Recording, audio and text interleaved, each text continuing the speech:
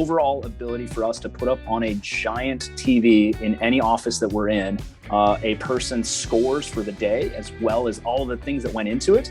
And then the best part about that is the celebration, right? The accolades and the ability to call out folks that really did win that day. And it kind of just leads into the overall culture that we're building here in the freight brokerage, which is one built upon, we want to reward those with any type of win, whether it's a small win or whether it's a big win, like bringing on a new customer and moving more freight with that customer. We want to celebrate that stuff. So we actually do a celebration call every Friday to talk about all the wins that folks did. And Ambition just kind of came in right beside that and allowed us to actually celebrate on a daily basis, not just on Fridays.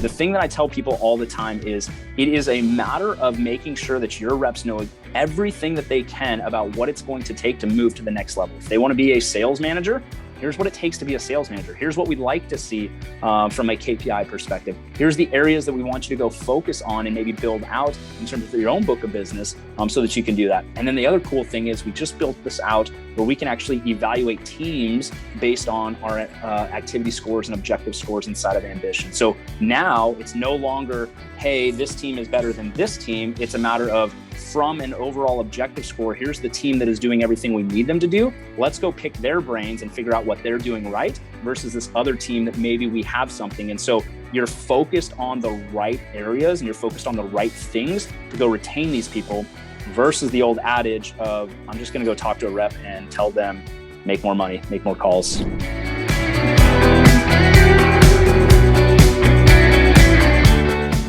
In a sales-based environment, you have to understand that your ability to make commission doesn't define you, and your ability to make commission this month is not indicative of next month.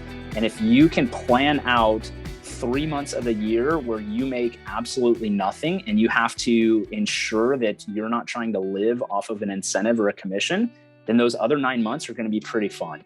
And so that's the way that I think about it with folks. I think that we have to get rid of this concept of, if I make commission, I'm doing good in sales. And that's not it. It is such a marathon inside this business.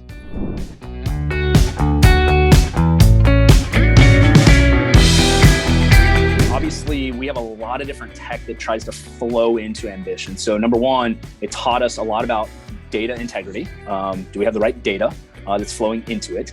And I think the greatest example of this is when account executives go over to our analytics team and say, Ambition's wrong today. And the analytics team will go through and say, no, actually, this is what happened. You actually forgot to do this area. So if you would update this, it'll show your name in there. And so it's like this data integrity piece, right? We're naturally, we think we're better than we actually are at certain times. And so then we question it, and there's kind of a different piece to make sure that that data is actually right that you're putting into the system. So I think that's a big piece for us.